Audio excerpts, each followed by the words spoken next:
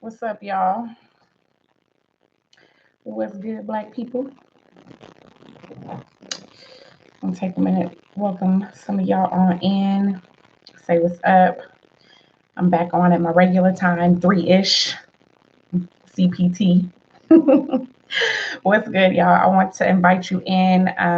While you're coming in, I want to thank you for joining me, and I want to remind you to like, subscribe, and share. What's up, Charles? How you doing? I want to remind you to join my Patreon community. I'm growing that community out. So if you want to connect with me, make sure you head over to Patreon at Grind with Jice. I want to throw that out there. I'm throwing out all my plugs early so I can get them out and make sure that we get into this because we say some dumb stuff, y'all. I want to make sure that you know about the Black Agenda. Yo, as you come on in, let me know where you're from, right? Like, I know I got some Denver folks. Denver, y'all been asking about this Black Agenda. Is that something y'all want? Y'all want the Black Agenda in Denver? But let me know where y'all are at. Like, I haven't asked that before, but I get today somebody hit me up from South Africa. I was like, that's what's up. Let me know where y'all at. Like, where are you from? Where you at? I would love if you would tell me. Newark in the house. I hear that. Mm. Jamaica, Florida. All right, all right, all right, all right. So y'all know I'm over here in Denver. But y'all know I love to shout out where I'm from. I'm from Oakland. But yeah, tell me where you're from. I love to hear and know where people are coming in from because I had no clue and I didn't even think to ask. Are you still living in Tacoma, Charles? That's what's up. That's my guy from the army. We go way back, way back. Hey, I just want to do a real quick shout out, y'all. So check this out. This sister came up to the Black Agenda in Detroit, and hopefully y'all can see this. So she came and brought all of us some of these. This is kind of dope, y'all. I really love it. And so Risk Game Proper. So I just want to shout her out because sis came and she was like, listen, I just want to come and love y'all. And she brought all of the speakers, one of these, and they were all different ones. And so I just wanted to shout her out because I appreciate that. We got Queen. Oh no, I thought that was Queens, but that's Greeting Queens. Thank you. Peace. New York. I don't know. So I don't know how much they cost because she gave it to me. She gifted it to me. I was like blown away. So I appreciate that. But go to Risk Game Proper. Look her up. Risk Game Proper. I probably should have just already had her website. I didn't. I'll drop it in the comments. But go to Risk Game Proper and put that out there and check her out. All right. So I just wanted to talk real quick, y'all. Oh, wait, let me remember the Black Agenda. So the Black Agenda, go to the BlackAgendaOnTour.com. Make sure that you text Black Agenda to 484848 to stay up to date. So let me just tell y'all, this is a fluid situation. We got a lot going on. And we're going to do what makes the most sense. We're going to do, what gets the message out where it needs to be. And so if you have done any type of planning, any type of grassroots organization, any type of even just event planning in general, right? Like you're going to find that you are going to run into some changes and things like that. So you have a vision, you stick as much to your vision as possible, you go with the changes or you go with the flow of things. I talk a lot about the fact that it's you got to keep your eye focused on where you're going, but be flexible about how you get there. All right. So be a little bit flexible with this. But if you want to stay up to date with all the changes, get the information on there first. Make sure that you text Black Agenda to 484848. You can also go and sign up on the BlackAgendaOnTour.com and get information there as well. And you can go to BBI Professional if you want to stay in touch with what I have going on, events that are happening here in Denver. I'm starting to plug in that we have our Black Boss Summit coming up in September. So that's something that is coming up. So just be aware, this is our third annual Black Boss Summit. So I'm very excited about it. It is a full day of digging into tangible takeaways for your business. So we're not just over here talking about a lot of motivation. You get motivated because if you're like if you're trying to build your business and you're on it, you know, you are motivated by getting information that is going to help you take your business to the next level. So let me not make it seem like there's no motivation involved, but my Black Boss Summit is around tangible takeaways that you can apply to your business. It is a full day of talking with experts and getting in there with people who are on the ground, who are really doing it and doing it well. So make sure that you just stay on the lookout for that. So that summit is happening here. We have a VIP on Friday night, and then we have the summit is a full day. So we have breakfast, we have lunch, there are vendors and all of that. So it's a good full day to really get in and get some solid business information as you grow your business. Which reminds me that yesterday I dropped a podcast. So if you are in the startup phase of your business, if you are trying to start a business, if you are someone who is just getting started, that might be something that you want to go and check out. So that is the Boss Up with BBI podcast. You can check it out on, if you go to like BBI Professional, you can check it out. Actually, if you're subscribed to me here on YouTube, you will also get it. So you can go in and check that out as well. So that's for people who are in their startup. And that's actually a question I get frequently, which is why I did a podcast on it, so that I can put out that information for you, for people who constantly are asking about like tips on starting their business. So anyway, I want to throw that out there. So I just want to talk about this real quick, about being a leader and the idea that we don't need Black leadership. I'm not really sure where this idea has come from. It really bothers me when I hear it. And I remember just kind of a lot of the propaganda that has come around this idea that like we are our own leaders. I don't need outside leadership. But Black lives do matter. But this was something that bothered me around Black Lives Matter, was this constant idea that we didn't have to have leadership. And so it was almost like all these autonomous running organizations, and they were all under like the title of Black Lives Matter, and they were holding on to a brand of Black Lives Matter, but it was very difficult to like really pin down and trace what was the overall direction. And so these like local organizations got to kind of pick and choose what it was that they were focusing in on. And I think there were certain ideologies that were kind of coming to the forefront, but it wasn't very clear. And so there was this messaging around like a lack of Black leadership, right? And not needing Black leadership. And so that's not the only place that I heard it, but that was just one of the places that I remember very clearly. Like I was coming to a few of the meetings, I was listening to what was being said, and I'm like I think I get what you're saying, because everyone is a leader, but we still have to have leadership. So I think it's important for us to kind of recognize what's the difference between being a leader and leadership, and stop the messaging that we don't need leaders in our community, or in particular, stop the messaging that we don't need leadership. So talk with me here, because she said the idea came from the fact that every leader we have had either died or became so big they forgot the mission at hand. So hold on to that thought, because I want to get into that, right? I want to get into that because, again, we're talking about the fact that we do need leaders. We need leaders, but I think that we have to have a more solid understanding around what the purpose of leadership is, and what am I trying to say? What the purpose of leadership is, how it should be functioning, and how it affects us, right? And then recognizing that as an individual, we have the ability within ourselves to exert traits and values that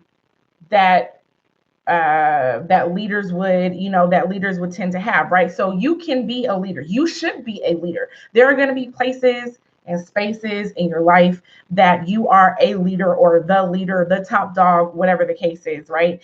And that might be in your family, that might be in your home life, that might be in certain areas of your community. Maybe you're a part of a team. There's all types of places to exert leadership. And I think what gets kind of confused there, a little convoluted, is this idea that you have to have these like leadership qualities, or you have to, I'm getting my words jumbled up, y'all, what I'm trying to say. I think where we get this kind of convoluted is that we look at being a leader like it has to be the head of something. Like if you are considered a leader, you must be leading an organization, you must be in command of something, you have to have people following you in order to be a leader. And I think that that part is incorrect. I think that you don't even necessarily have to have followers. I think that you have to be a person who holds to certain types of traits and certain values that are that can be examples that people could follow. Maybe you just haven't found your tribe. Maybe you're not in the top leadership position, but there are responsibilities and duties that you can step up into, right? And so what could happen is, as a leader, the leadership can count on you to know that if they give you a task, or if you take on a task, maybe you do it on your own, that you are trusted to be able to carry that out, right? So leaders don't necessarily require followers in terms of having leadership traits, in terms of living a lifestyle that is filled with values that we would like to see inside of leaders, right? However, the Black community is in desperate need of leadership, and I believe that we have to make a distinction between being a leader, being a person who lives a life of high character, versus being in a leadership position where you are in charge of some aspect of the people or the community or the movement, right? And by being in charge of doesn't mean like dictatorship, but instead means that you have a certain set of responsibilities and a certain set of expectations if you are going to be in a position where people are counting on you, looking towards you to bring in resources, bring in information, bring in knowledge, create strategy, execute those things. I mean, there's a lot that kind of goes into that. And so when we look at the fact that we've had a lot of leaders that have we have leaders that have died. We have leaders that are old and out of touch, right? And they haven't stayed up with the times, and they haven't stayed up with what's going on. We have certainly had leaders that have just been flat out murdered.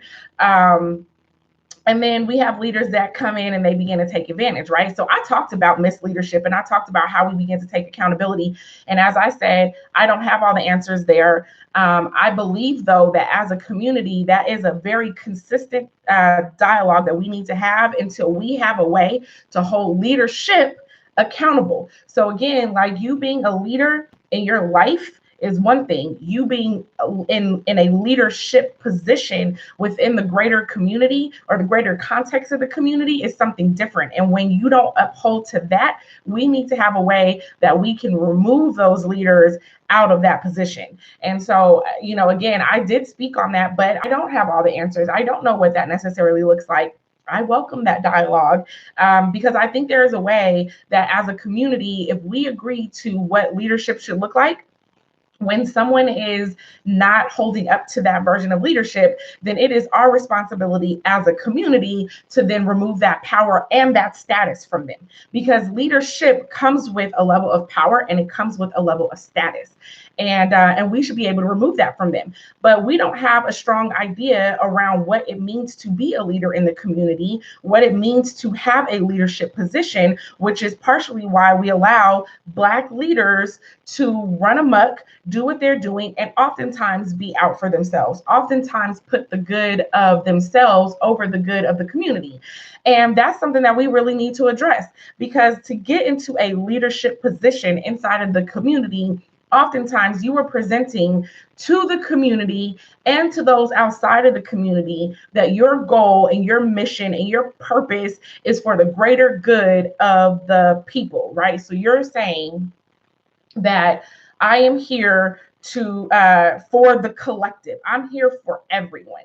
And what we see time and time again is that in reality, when those doors are closed, when the camera's not on, you're actually really just there for you. You're trying to advance your career. And that's where, in my opinion, I've seen a lot of the lateral movement happen inside of leadership. So when you start looking at the person who has been, they're the head of the NAACP, now they're the head of the Urban League, now they're the head of the chamber, now they're the head of, some other foundation that's supposed to be, for the community, right? When you start to see those people making these lateral moves and you start to see recycled faces over and over and over again, it's because we have not removed their power and their status to let people know this person does not have the collective in mind.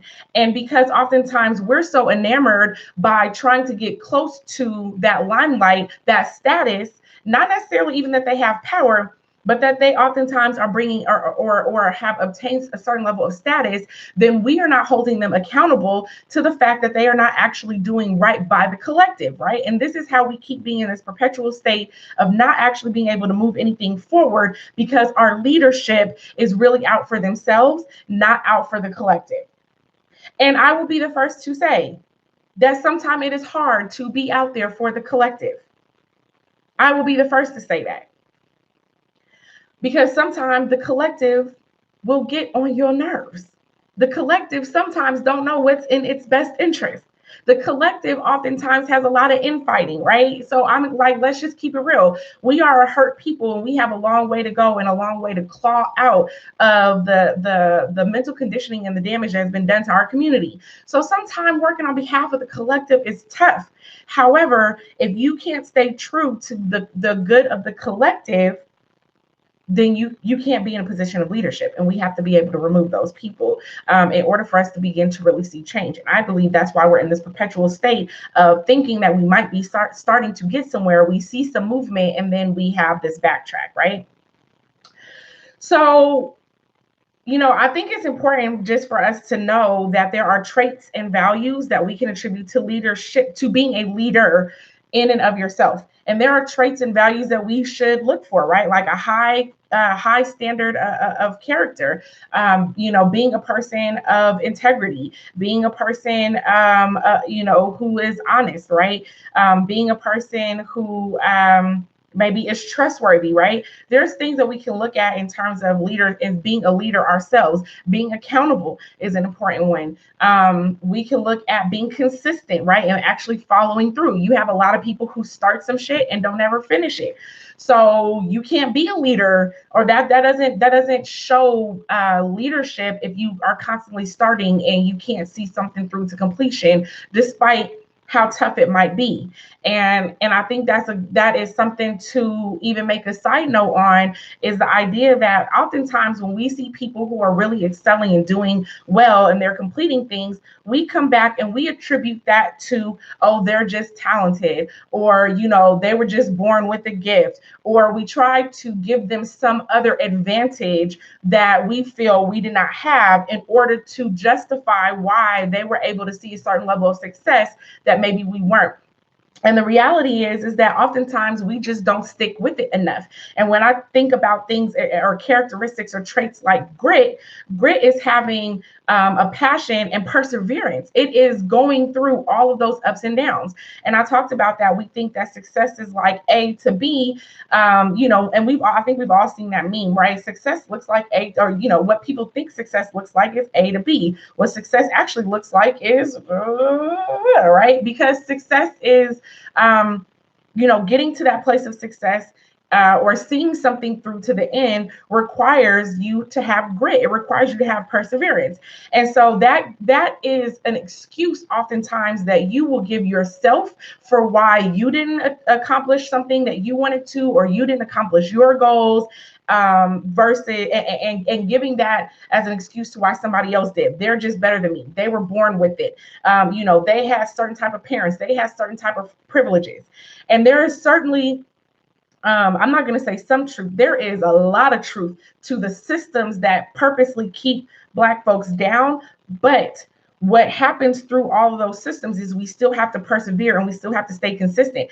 And there's something to momentum. I'll tell you this. So I am a part of an organization called Shop Talk Live, and I remember having conversations sometimes where it's like, oh, hey, are we going to hold shop talk today because the weather outside doesn't look so good? We might not get a good turnout. And I've always been a person that says we still have to hold it. If we say we're here every first and third Monday, right, or every first and third Wednesday, rather we used to be there every first and third Wednesday. If that's what we said, we have to be there. Period. It don't matter if one person shows up or 100 people show up, because as soon as we stop, we lose momentum, right?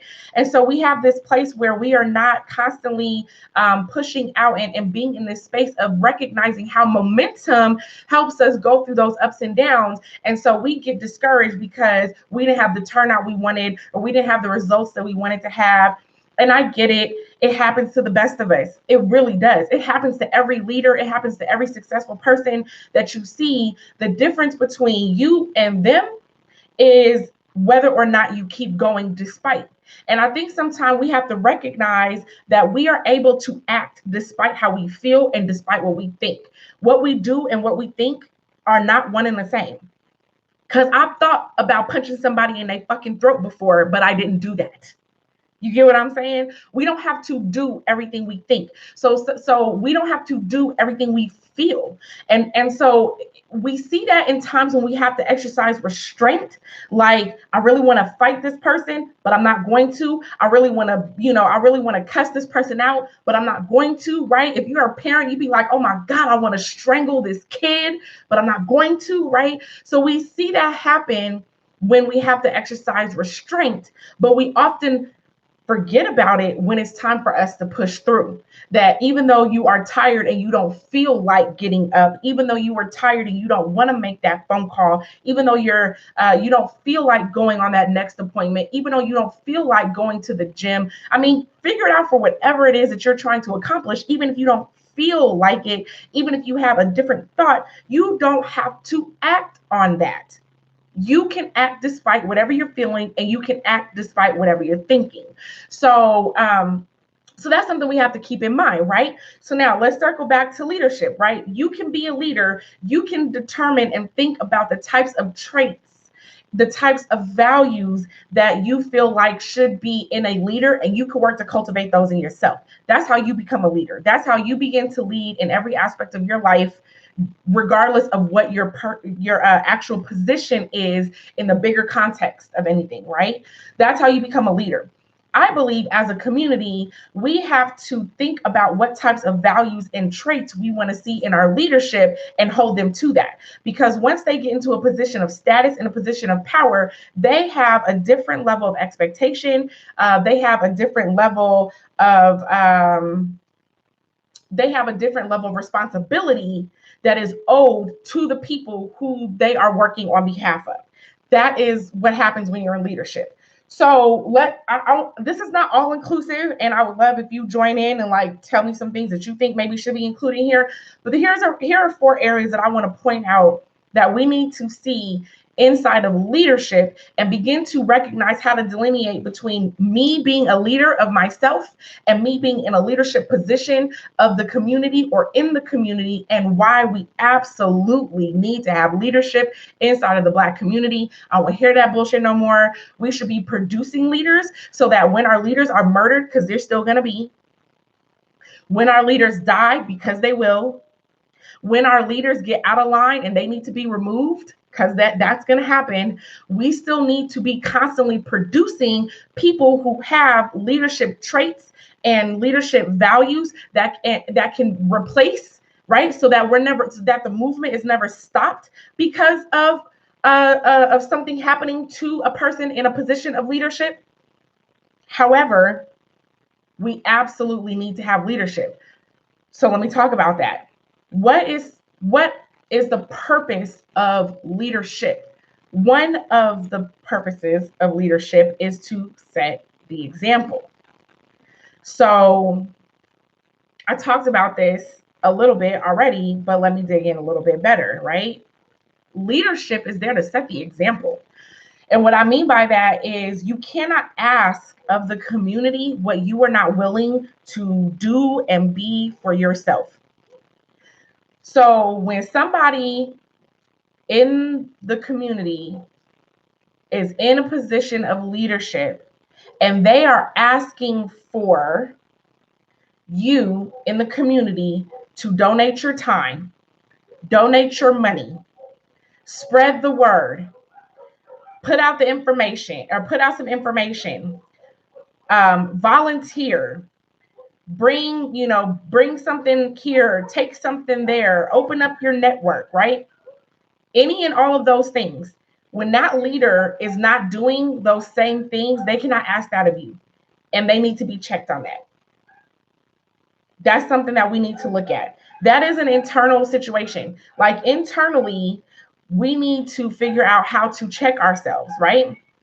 So think about that. Like it takes some internal, it takes being internally in tune to check yourself as to whether or not you're actually living the example. So I promise you, I don't ask of you anything that I don't do myself, because I do consider myself to be in leadership. I started an organization that was designed to help us build and grow our economic base, right? And so I believe that in that position, I have to work on myself being financially and economically sound. I have to own a business. I can't tell you to own a business and I don't own a business. I can't tell you to invest and I'm not investing. I can't tell you to save and budget and I'm not saving and budgeting. I can't tell you to own real estate. I don't own real estate. I can't tell you to share information. I don't share information. I can't tell you to come and volunteer. I don't volunteer anywhere. Like we have to live what we speak. If we're asking the community of that, then we also have to live by that ourselves, right? As leaders, we have to set the example. And when we find leaders who are not setting the example, that's hypocritical. They need to be checked. They need to be given an opportunity to correct course. If they don't correct course, they need to be removed from a leadership position. But you as a leader also need to think internally, right? Do you ask something of your children that you don't do? I remember I had this conversation with my kid's father, and I said, you're asking your boys to read and you're pushing them to read, but when is the last time they saw you sit down with a book? Right? So we can recognize that something is good for someone else, but if it's good for them, it's good for us. And if we're going to preach a message to somebody about doing something, then we got to be doing those same things. And I'm not saying you have to be perfect, but you do have to be in the active process of living out the life that you are asking someone else to live out, right? So that's a part of leadership. And that's important inside of the greater context of what it is that we're doing in the community, is making sure that community leaders are living that and setting that example. The second thing is that leadership is responsible for setting the pulse of the community. And so that means that that they need to be responsible for what the look and feel of the community is. If the community is disengaged, it's because the leadership is disengaged. If the community is not active or involved, is because the leadership is not active and involved, right? And so leadership is responsible for setting that pulse of what is happening on the ground inside of the communities. That is a responsibility of leadership, right? And so you as a leader, you can help with that, but as a person in a status and position of leadership, that is part of your responsibilities and your expectation of leadership. And that pulse of the community is directly tied to the behavior and the culture that's being created. So if the pulse of the community is not one that we want to have inside of the community, we got to look back at the leadership and say, hey, you're not doing your job. And we can hold them accountable to that. You're not setting the example. You're not really creating the culture that we need. You're not creating the type of behavior that we need inside of the community. And see, leadership is a tall order, right? And so everybody wants to talk about being a leader, and you should be a leader, but recognize it is a tall order. There is stuff that leaders inside of the greater context of the community are responsible for. And as long as we keep allowing them to just be slack on that, we won't see the type of changes that we need, because there are things that they are responsible for and expectations that they need to be held to in order for them to be effective. Leaders are also responsible for setting direction. So again, and that's probably one of the most important things that I hear when I keep hearing that we don't need Black leaders, we can be our own leaders. I'm like, nah, see, because that means everybody is doing their own thing. Everybody is going out about their own direction. That is one of the biggest propaganda lies and pieces of bullshit that has ever been created for us, right? Is the idea that we don't need leadership because everybody can go out there and do their own thing. So you want to know what happens? That means all of our power gets dispersed and it's not aggregated and it's not leveraged to make any type of policy, legislation, or anything that we want to have happen actually happen, because we are all doing our own thing, right? We're all our own leaders. We don't need that type of help. We don't need somebody to tell us what to do. And so I'm going to just do me, right? And that's how people start trying to set their own individual agendas. They want to go and find their own little 20 or 30 people followings. They want to think that having a couple thousand followers online means that you're doing something. There's 44 million Black people in America. You're not doing nothing, not even with your 1 million followers. You're not doing nothing. You need to have a portion of those followers, a significant portion of people moving in the same direction, right? And so think about this. Like, I don't know if you, I'm a mom. Finding Nemo. Okay, Finding Nemo, right? I think this one was in Finding Dory. Don't quote me. Just work with me here, right? All the fish are inside the net. And they all scared and they all swim in their own different direction, right? Ain't nobody going nowhere. The net is steadily pulling them all out of the water, right? They finna die, right? They all going. And I can't remember who said it, but somebody was just like, we all need to swim in one direction, right? So next thing you know, they're like, hey, everyone, this way, everyone, this way. So next thing you know, all the fish are swimming in one direction, right? And the fishermen are like, what the hell is going on? They're at the top of the boat. Like, now the boat is starting to tilt because all the power is going in one direction, so much so that all those little fish who couldn't do shit by themselves because they were all going in one direction was able to pull the net all the way down, and then bam, the net busted and everybody was set free. The reason why Black people don't get that unity is the key to our freedom and our liberation is because they keep trying to tell you that you don't need leadership and that you can do it. Somebody had to go in there and tell all them fish, hey, slow the fuck up. We all finna go this way. And let's all go this way. And now we all gonna pull the net down. Now the net's bust. Now we all free. Right? And so they keep telling you that you don't need leadership, but leaders are responsible for setting the direction that we all need to push and go in at the same time so we can use our collective power in order to make it happen, right? And so while you out here thinking that you about to lead your own tribe of 30, you're not doing anything. Matter of fact, all you're doing is hurting us. And that's where a lot of our prides and our egos get into play, because our egos tell us that I'm going to just do me and I'm going to have my little tribe and we going to do what we going to do, but you're not going to do nothing. Not in a bigger context. And that's why, again, it's so important that when you have leadership talking about the collective, but they're really only out here to boost up their own ego. They want to feel good about what they're doing. And so that's what they're doing. They're not worried about the collective. They're not worried about leading people in a collective direction in order to make something happen, right? So let me tell you the last thing. The last thing is that leaders are responsible for results. They're responsible for results. And this is probably one of the most important pieces, because we as people have to hold our leadership accountable and responsible for results. You don't get to control resources, control networks. You don't get to set agendas. And then when it comes to having no results or lackluster results, be like, that's not my fault. Yes, it is. It is your fault. So again, being in a leadership position is a tall order. It's not, everybody is not cut out for it. It's not meant for everybody. It doesn't mean that you're not meant to be a leader individually. It doesn't mean that you're not meant to have leadership qualities and leadership traits and leadership values.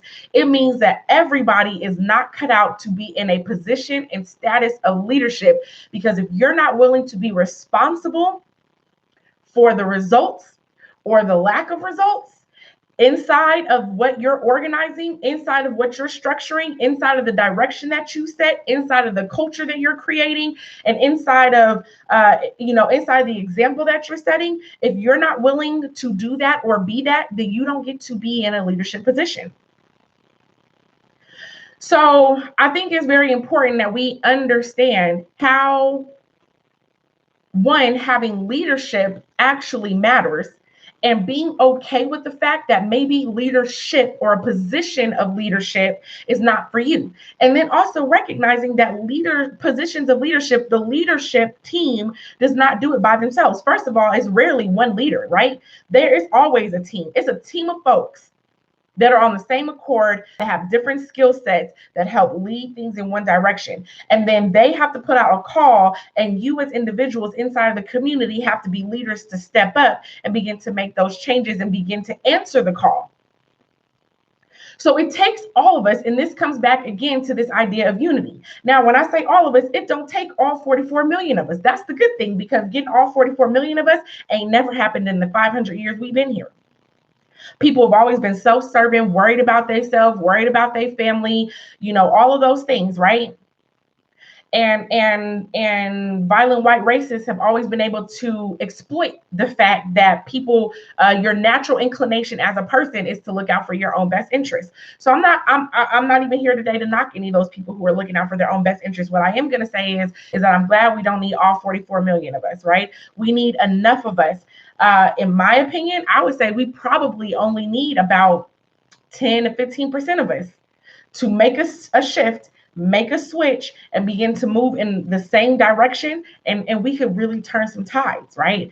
But in order for us to do that, we have to recognize that it is absolutely imperative that we have leadership. So we need to stop saying that. We need to stop saying everybody is a leader. That is true. Everybody's a leader, but that doesn't negate needing leadership inside of our communities. So I don't want to hear that dumb shit no more. And that's what I came on to talk about. Because I don't want to hear that no more. Because I think that's dumb. And I think that is a ploy. That is another mental conditioning and a ploy of Biden, is when we have our Black leadership that has set an agenda that was created by the people, that we hold them accountable, we remove them when they don't work, and if they are killed or they die, that we have other people who are being groomed and willing and ready to step up into those spaces. So if you are a person who has those leadership qualities and traits, and you have thought about what it would take to be in the forefront of a movement, or be in the forefront of the people, or even be in the forefront of your own community, but you haven't quite gotten there yet, don't worry, because as you're continuing to develop and grow yourself, there's going to be that time when you're ready to step up into one of those positions. So with that, y'all, I'm going to remind you to please like, subscribe, and share out this information. Let's just remember the difference between being a leader and being in a position of leadership. Let's start talking about how we hold our leaders accountable. Don't forget to join my Patreon community. You can go to Patreon at Grind with Jice. There are Patreon levels everywhere from $1 up to $20, so very affordable for you to get in there and work with us, work with me. I am also mentioning that right now my coaching is open, so I have a couple of slots left for one-on-one coaching. If you want to find out more about that, you can hit me up, and you can hit me up at info@BBIProfessional.com. You can go there. Don't forget to go to the BlackAgenda on tour.com. Text BlackAgenda to 484848 to stay in touch. We have some changes coming down the pipe. I think we've been getting a few phone calls. We've been getting some feedback, and we are beginning to put those things in motion. So I just want to thank you all for joining with me today. You will catch me again next Tuesday is when you will see me again. All right, y'all. So have a great Memorial Day weekend as well. All right. Peace.